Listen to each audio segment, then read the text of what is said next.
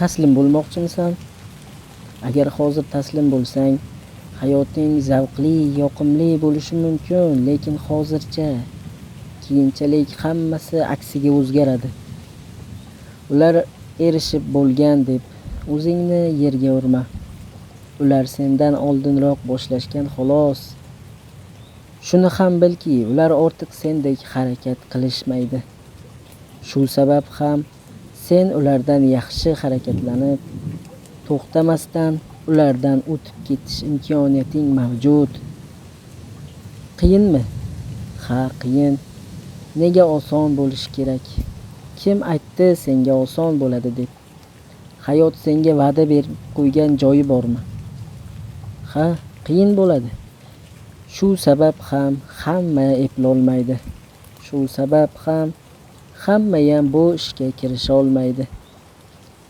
Chunki qilolmasligini oldindan tan oladi, hali qilmay turib. Bu g'irt ahmoqlik.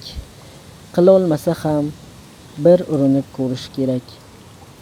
Chunki hayotga bir marta kelamiz. Bizga boshqa hayot berilmaydi.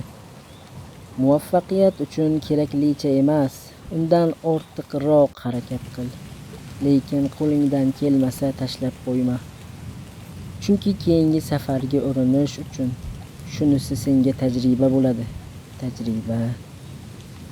Fikrlar yoqqan bo'lsa, rahmat demoqchi bo'lsang, shunchaki like bos, obuna bo'l va kommentga o'z fikrlaringni qoldir. Shuni o'zi yetarli. Muhimi amal qil. Salomat bo'l.